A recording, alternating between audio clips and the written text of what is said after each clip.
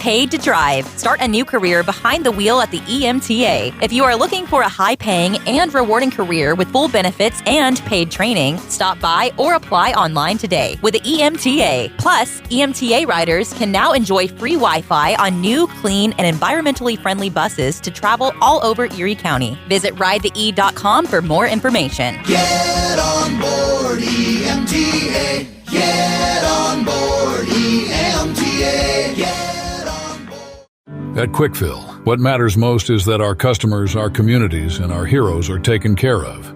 We start by providing American-made gasoline, which means you can buy local, keeping America and your communities strong. We also support vital charities every year and hold Operation Give Thanks each November to help provide a better future for our veterans and their families. We're proud to support the communities we live and work in, and we're doing our best every day to make our towns a better place. Quickfill, driving America.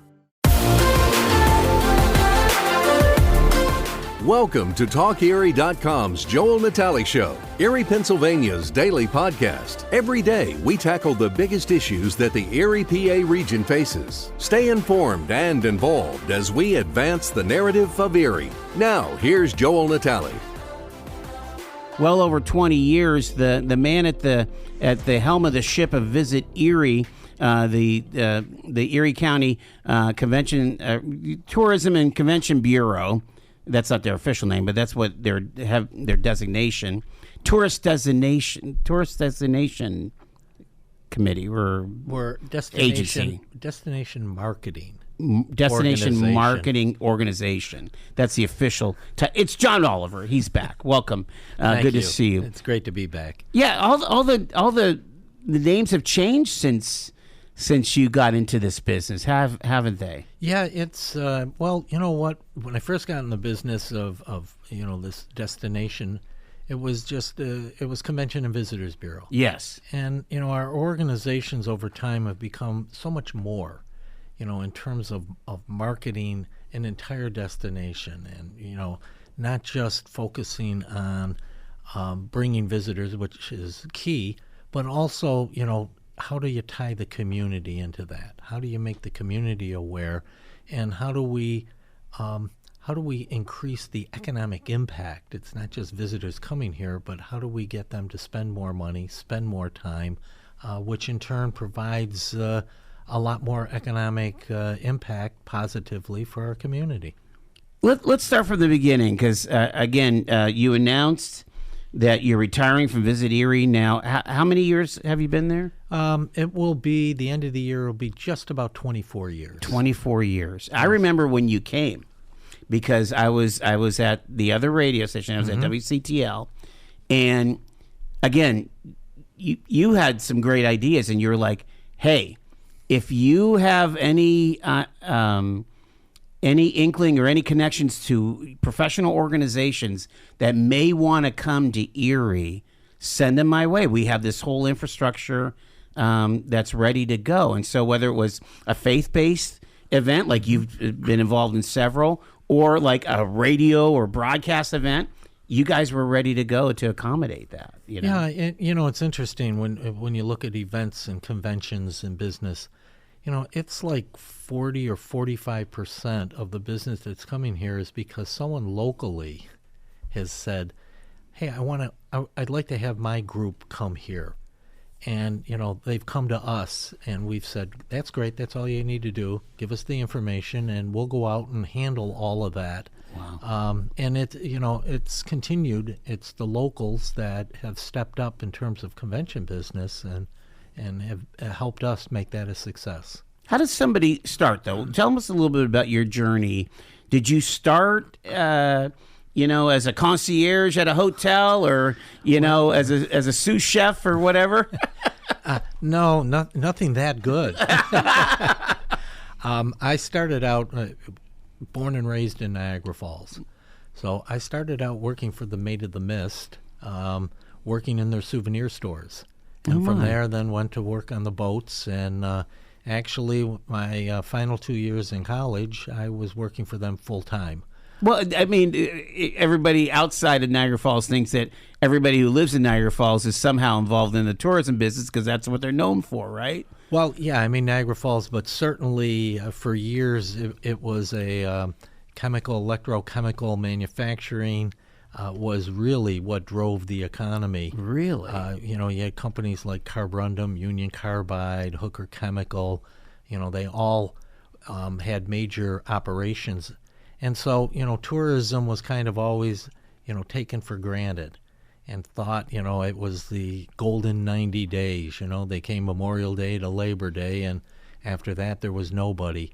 And as these companies and corporations moved south or went out of business, tourism is what remained, because you can't take the falls and go to the Southwest. No.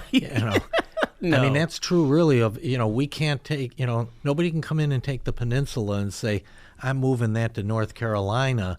It's here. And that's why, having the opportunity to look at tourism as an industry and why you want to make that grow and flourish is because it can't leave.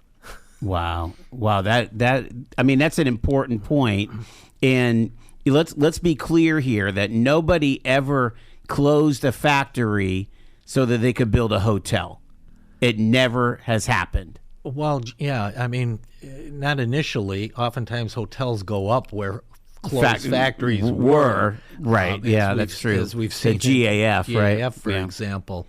But it wasn't a quid pro quo. I mean, It was GAF was there as long as they wanted to be, But oftentimes we had hotels that were there because of the business that people coming in, selling products to GAF, to all of the other industries. Right. So that kind of corporate market really helped fuel a lot of the hotels. Yeah, I always was fascinated do you remember when Jack Welch brought the shareholders convention for GE to Erie, Pennsylvania? A big deal. What was it?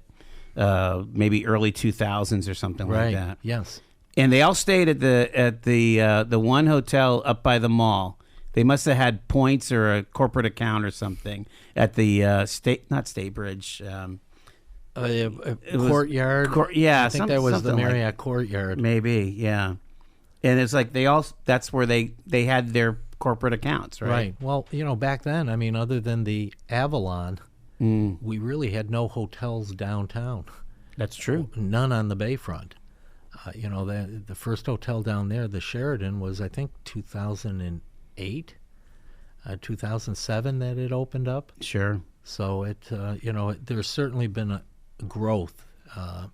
Well, yeah, and again, you've kind of seen that all, haven't you? I mean, you kind of saw the interstates where there was kind of like a land, not a land auction, but there was a lot of interest in plots of land around the Peach Street exit and the 97 exit, because the casino came online in the late 2000s, and you saw the build out of Upper Peach.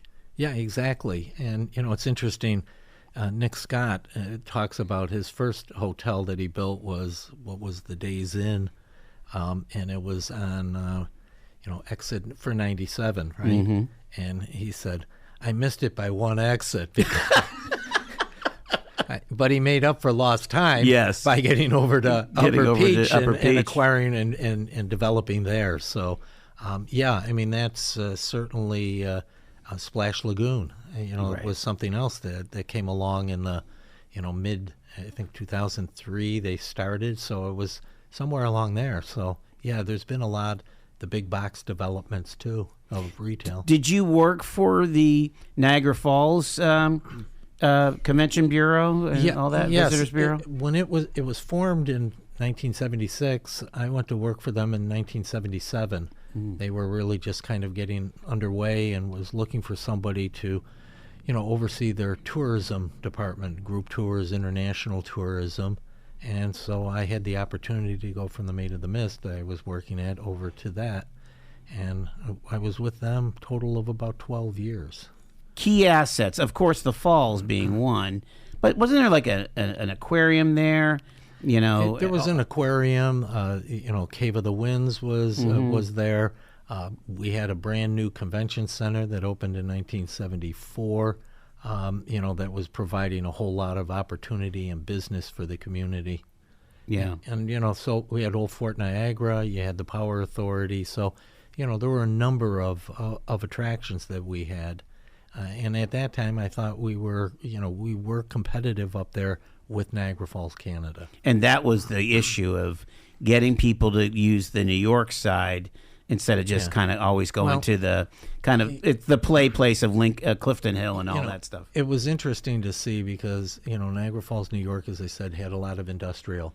So did Niagara Falls, Ontario. And they lost that too. But they early on said, we got to invest in tourism. Wow. And so the government and they made a concerted effort to develop their tourism product and industry on the Canadian side. The U.S. side still kept thinking that they were going to be able to find new manufacturers to come in, which didn't occur. And so they've been in a position now of still trying to catch up. I mean, they actually built 2 towers, right? Didn't they build the Skylon and the Panasonic Tower too over there? There were 3 towers. There were 3 towers. Yes, they had 3 towers there: the Skylon and Panasonic, which was Seagram's. And interestingly enough, if you look at that tower, it looks like a shot glass. Oh gosh. Okay. What was the third one?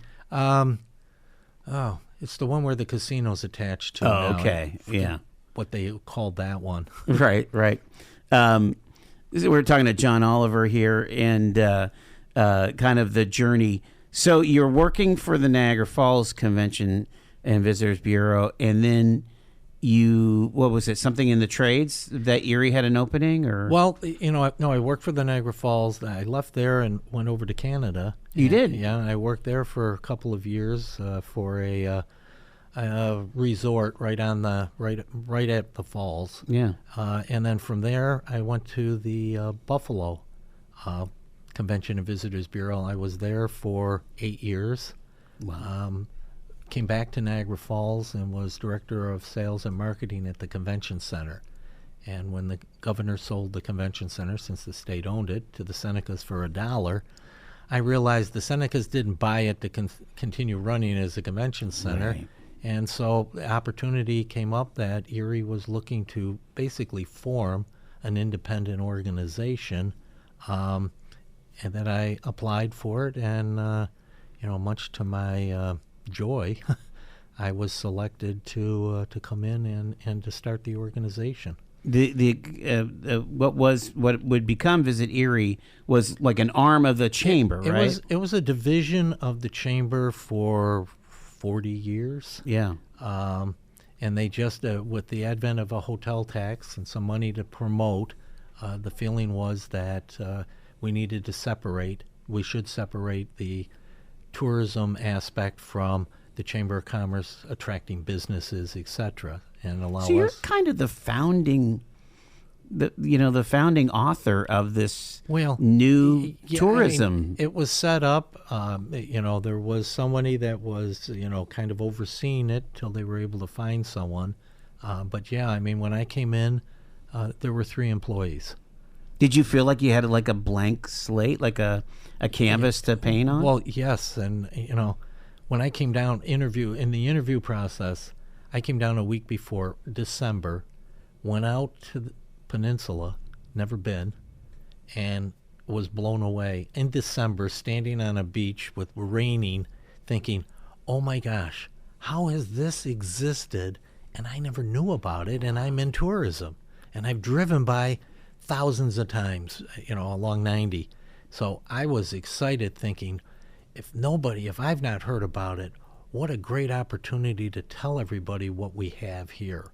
And, then meeting people like Casey Wells and the visionary he was, and how he laid out so well what he wanted to do with the convention center and the hotel. And I mean, it just was a golden opportunity. Yeah, amazing. When you got here, you're creating the template for how, and using that wealth of experience, because you worked in Niagara Falls, both in New York and Ontario. You worked for Buffalo, and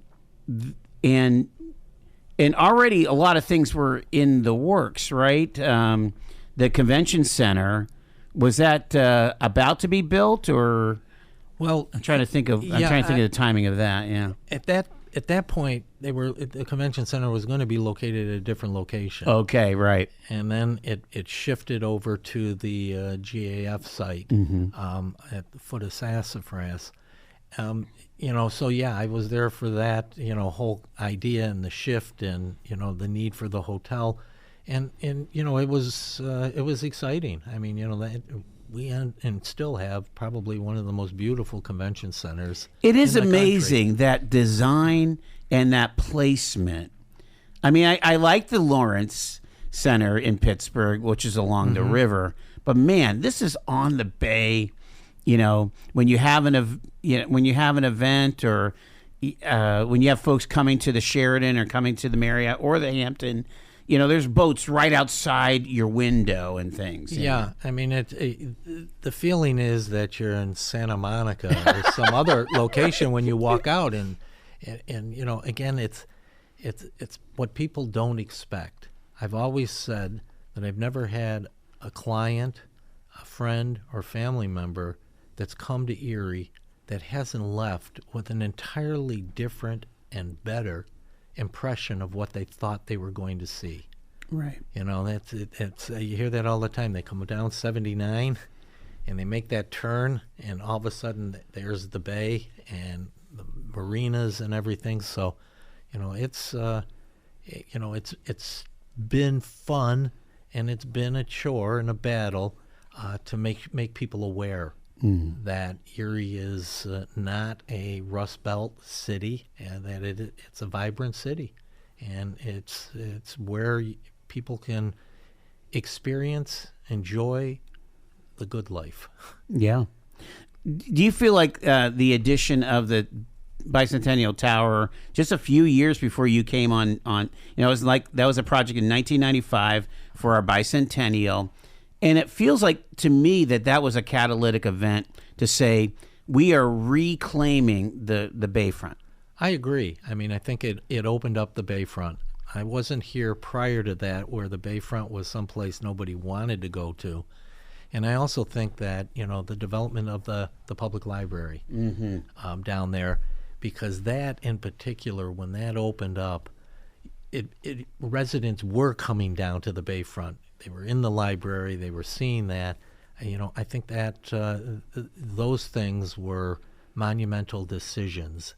And I know that there was a lot of talk and debate both for the library and for the convention center, in terms of approval. And I think that, those that went out and stood up and said, yes, we need to do this, they were correct. Talk about, like, the quality of hotel stock. I don't know if that's how you describe it. But when you think about it, when you have the addition of the a full-blown Sheraton, a full-blown, Marriott, and now they've just announced an AC Marriott that's going to come online, that the Scots are building, their most luxurious hotel in their history. And I mean, and then, what they've been able to accomplish to the south of town, at Peach and 90, all that stuff is upgraded, and it just has caused some of the really old, unattended to hospitalities to kind of either improve or kind of get out of the business. Yeah, we have a great selection to fit visitors' budgets. We have the downtown bayfront properties, and you're right, the Sheraton, full service, the Courtyard is basically full service. Yeah. The Hampton, with Oliver's restaurant up on the top. So we've got some really good quality properties, upscale. But, we also have, as you get out a little bit out of town or more up into Upper Peach, and that, we have properties that are that fit the economy that we need, so that we're able to promote not just to one particular type of client, but to everyone. And that's the same thing when we have conventions and that, they have the ability to offer accommodations that suit the need for their membership. Any idea how many rooms when you came here that we had? back in the mid 2000s? I think we had probably 2,800 maybe. And we're at 4,500? About 4,500 right now. Wow. I mean, it's just like an industry that just is boomed in and as we saw the hotels grow, it was because our product grew too. You know, and that's important. I mean, Splash Lagoon, Erie Sports Center, and that facility up there. The casino. There's product. There's things to do. Wine country. Right. So all of that, allowed the need for hotels, and we were able to absorb it. They didn't come all at once. So, we were able to absorb the additional rooms in terms of being able not to be losing occupancy or seeing our existing properties have to cut rates because of the competition. It seemed to really flow well. Yeah, that really is something that as new ones came online, you didn't have to cut your prices. And we'd be remiss to not mention how Waldameer and all the millions that they've invested. Yes. When you think about, you put Waldameer and the beach and Splash together, you got a 4 or 5 day weekend or a week going on there. Absolutely. And things like across the street from this studio, Ascend. Yeah. There's all kinds of things for people to do. And we're talking to John Oliver here. He's with us. He is end of the year you're talking about? Yes. Yeah. They've started some kind of a national search, the board? They've begun a search, yes. Okay. All righty. And so we're going to see who is going to be taking the mantle from the fellow that has been kind of navigating Erie through its, you could say, over $1 billion, tourism renaissance. I mean, it's unreal. I'd be remiss, though, if I... Looking for amazing finds and incredible deals? Visit Erie City Mission Thrift today. From stylish clothes and shoes to quality furniture and home goods, you'll discover something new each time while changing lives right here in Erie. It's shopping that feels good and does good. Come see us in Erie and Girard. Erie City Mission Thrift. Thrift with a purpose.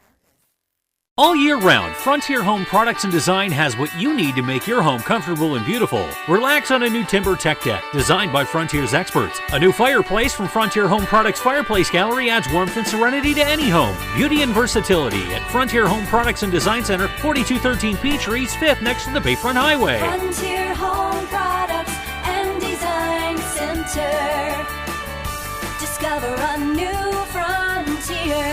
PA contractor number PA039007. From baggage claim to pajamas in 10 minutes. Erie International Airport. Fly with ERI.com. Fly Erie International Airport to Charlotte on American Airlines, your nonstop gateway to the world. Also, we have Breeze Airways flying nonstop to Orlando and Tampa, Florida. A great low-cost carrier providing excellent service to the regional community. Fly Erie International for your travel needs. Fly with ERI.com. And John, you were about to mention folks that have kind of been a part of your team along the way. Right. I'd be remiss if not acknowledging, first the staff at Visit Erie. Mm-hmm. I mean, I honestly believe they're phenomenal. We've had some staff that have been there over 20 years. And, it's one thing to have ideas and thoughts, but to have a staff that says, okay, we can implement those ideas and go out and do it, or even come back and say, I liked your idea, but I think we have a better one. And they usually do. Yeah. And, the developers here, the people that have gotten involved and committed, the Scott family, the whole Erie events, they've invested time and money, and they're providing the product. Paul Nelson, what a visionary he was on what he saw that park. And now to turn around and see where Steve Gorman and Paul's grandson, Brian, they're taking it to the next level. Talking about Waldameer Park and Waterworld. So they're the ones that I think really, they've given me and provided Visit Erie with what we need to go out and say Erie's a great place. Yeah, it's not like you have to conjure things out of blue sky. You have actual assets Right. that people want to use. That- And think about, the investment that the Commonwealth of Pennsylvania has made, with major, upgrades at Presque Isle State Park, Right. I mean, which is the gem, Exactly. They're investing. They recognize the needs, and they've been there. I mean, the Tom Ridge Environmental Center was funded. The Convention Center had huge amount of funding that came in from the state. So all of that is really provided the product that has allowed us to go out and we've tried to strive to find more funds to tell more people about what we have. And I think that's kind of been our niche, is that we're out there in the market, informing visitors and letting them see all that we have. So you always had a good story to tell. You always had assets to tell it, to talk about. But you didn't really have the funding to make, to really go after, let's say, markets like Pittsburgh and Columbus and Johnstown and so on, until something happened. Something happened with the formula. Can you talk about all that and when that happened? Yeah, I mean, initially in 2001, there was a 5% hotel tax that was put into place. And that's for visitors to pay. Anyone staying in a hotel, they pay that tax. So it's not local taxpayer dollars that are coming in to fund it. Of that 5% initially, they put 4 of the 5 went to Erie events for the convention center, the Warner, the arena, the ballpark, what they had. And they said, well, 1% will go to promote. Well, at the time, 1% seemed like a lot of money when they had no money to promote prior to that. But I think quickly felt, and we got in here, that we had such a great story and we needed to tell more people about it. And while the hotel tax grew as more people came here and stayed, and we saw hotel occupancy going up, it didn't grow fast enough. And so back in, it would have been 2011, we started the process to, all right, let's try to increase the hotel tax from 5 to 7%. We were able to do that as an individual county, because we had home rule legislation we were able to do. So we were able to, in talking to the hotels, convince them that, hey, raising the hotel tax, it's not going to make us uncompetitive, and it's going to provide us money. And we were able to get legislation with it passed, enabling at the state, with the funds dedicated for Visit Erie. And then the county enacted an ordinance in 2013. We started to then get 3 of the 7%. And that immediately gave us about, another $1 million. Wow. And allowed us now to start to do television ads and, really start to make an impact, and have some consistency in those markets. What are the primary markets that you usually go after? Well, our primary ones that provide us the most visitors are Pittsburgh, Buffalo, Cleveland. But what we've really started to do in the last few years is we're looking now at as far away as Harrisburg, State College, Johnstown, Altoona. We're into Wheeling, West Virginia, that area, Columbus. So we've Rochester. So we've expanded out to bring more people and make them aware of what we have available. You most recently did a total strategic branding exercise and rebranded Visit Erie. Talk a little bit about that. Yeah, that started, and actually it started prior to that, when we started to invest in a research company so that we could get data. We wanted to make sure that who we were marketing to made sense, and what kind of, response were we getting, what was the impact. And we realized that, we needed to rebrand. It had been 10, 15 years since we had done it, and we felt that the image that our brand was putting out was we were a summertime destination. Our logo had the waves and seagulls, and we really said, we're more than summer now, and we really want to become known as a four-season destination, and fall and spring. So we went through a rebranding effort. That was 18 months. Incredible amount of research done, surveying. We surveyed past visitors, people that had not come here. What do they want to do when they travel? What do they think when they hear Erie? I mean, all of that information. From that, our marketing agency that we have came back with like 20 different concepts. And we narrowed it down to 2, and then they took that back out again and did further surveying. And from that, we came up with, Visit Erie, Good Life, Great Lake. And it really kind of fits the market we're going after. It's interesting. When I first started, I mean, the market we were going after would have been baby boomers. Now, millennials and Gen Z, they've grown up. They have families, they have jobs, they're traveling. But what they want to do when they travel is a whole lot different than what people used to want to do. More outdoor activities, more experiences that they want, not just viewing. They want to experience things.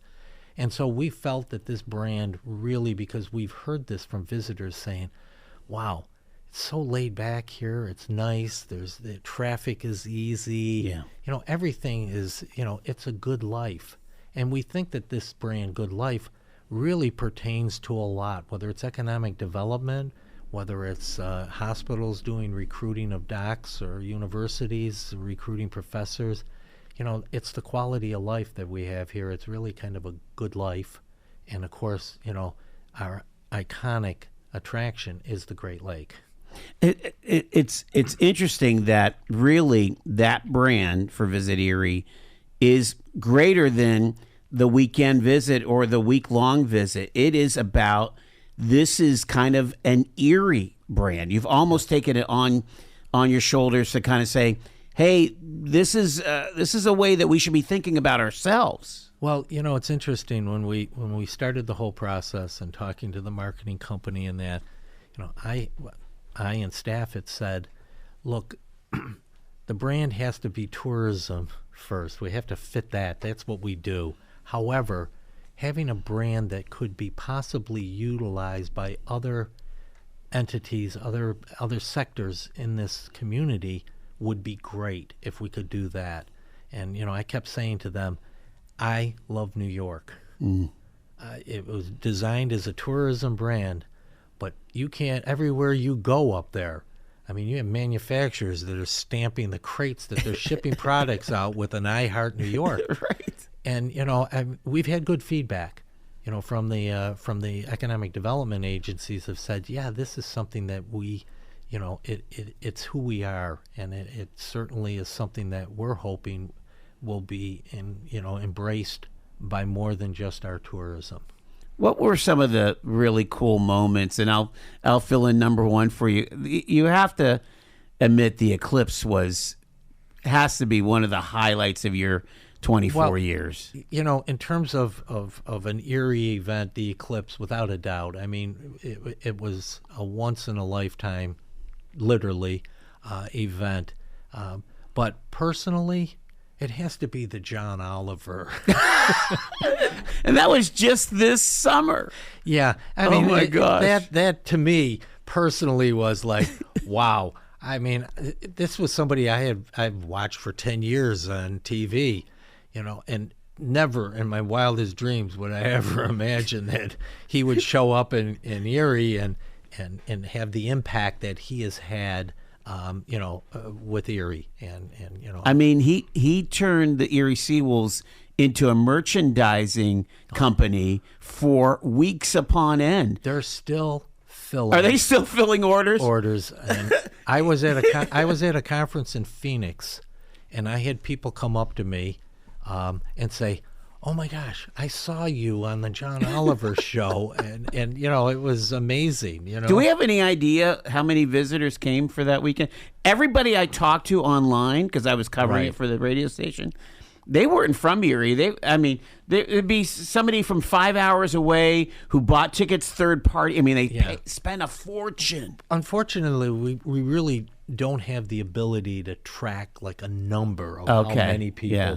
But we do know that, the play that we received, and we were in Los Angeles papers, Kansas City paper. I mean, a lot of places that had minor league teams, including Buffalo, that applied to be rebranded by John Oliver and weren't picked, ran stories about what took place. So I guess up in the St. Paul Saints or something were especially incensed that we got the Moon Mammoth. So the opportunity to meet him and chat with him, that's so cool. For me, is probably one of the coolest highlights.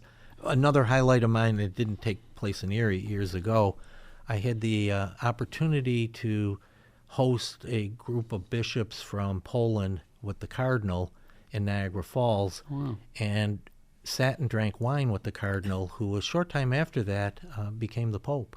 Oh, my word. He became John Paul. John Paul. You actually met John Paul. Well, I actually met John Paul and sat and had a bottle of wine with him over lunch. That's phenomenal.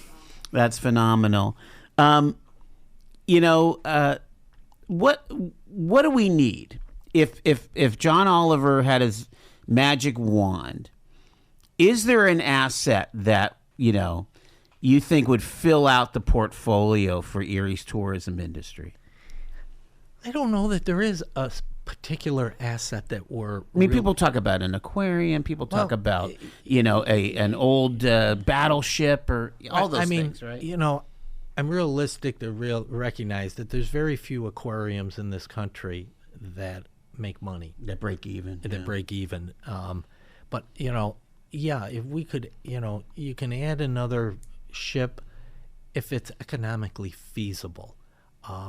But I think, again, it comes down to just, having the ability to tell more people on a more consistent basis of what we have here in Erie.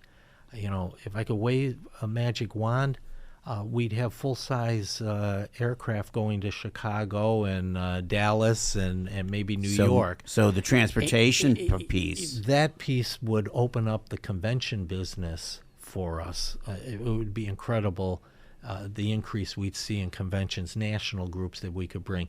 So my magic wand would be, if we could have, and I think that's going to occur at some point. We're going to see additional airline service here. Yeah. But that would be the one thing if I could do that. When you see like what's happening on State Street now that we, Serafini's opening up and it's these small shops and you think about the Gateway out in Mill Creek. Isn't that part of kind of the evolution of what could be happening with Harbor Place with the Scots on the bay, like places to shop and spend money. Again, that's what people are looking for. That kind of the Wander State Street here. Yeah. Thank goodness that this city didn't tear down in urban renewal every building like Niagara Falls, New York did. Wow. Or other cities. It has an ambience, and to see the smaller businesses, that's what people are looking for when they travel. They want to have an experience in the community and feel like they've experienced and understand the community that they're visiting. And there's no better way to do that than by having these kind of shops here. What they're looking for and long needed a gateway going into the peninsula, that they're looking to do on 8th Street. I think that when that's developed, there are going to be people saying we should have done this 20 years ago. Yeah, right. But I think those are things I'm looking forward to in my retirement. Watch as those grow and that becomes a great product for us. Yeah, after the Bayfront gets completed, the highway, I could see where the dock being really filled in. Where McAllister got torn down, and there's just so much more potential here. Well, the Criz is the going to Criz is the provide a whole lot of incentive for developers to seriously look at building down here. Amazing. Give a shout out to the average Joe loves Erie.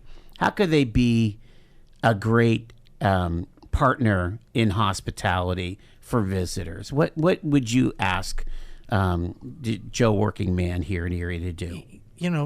Take the opportunity to become a tourist in your own backyard. Go out and take a look. I mean, go out to wine country and wander through Waldemere. And, if you live on the west side, go to the east side and see what's there, and vice versa. And be positive. When you run into visitors, we have winters here, but who removes snow better than Erie? Right. I mean, it's true. We need to be positive, and we need to look forward to, what we're going to have, and invite your friends and family and relatives to come to Erie. Absolutely. Yeah. I mean, if you're living in the suburbs, come on downtown, catch a ball game, catch an Otters game, go to the Playhouse. If you're on the west side, go to the New York Lunch on East Avenue. I mean, you think about the things like you're talking about. There's still restaurants that I have not been to. Right. Julio's at the Manicore. Right. Places like that, just new experiences and things. Yeah, get out and experience, and I think you'll start to see how far Erie's come from what you might have thought. So you're just going to, watch Judge Judy all day in your retirement? And Well, no, I think I'll be a little more active than that. You'll be around? Yes, Erie's my home. I've been here 24 years. And people say, where's home? Erie's home, and it always will be. I won't lie. I may spend some time down in Florida in the winter, but, Erie will be my home. Beautiful. We appreciate all of the kindness that you've shown our show here, John. Well, thank you for giving me and others the opportunity to be able to spend this kind of time to converse with you. It's been unbelievable pleasure. Thank you. You've been listening to The Joel Natale Show, Erie, Pennsylvania's daily podcast from TalkErie.com. Subscribe to our show on your favorite podcatcher and get involved by emailing joel@TalkErie.com.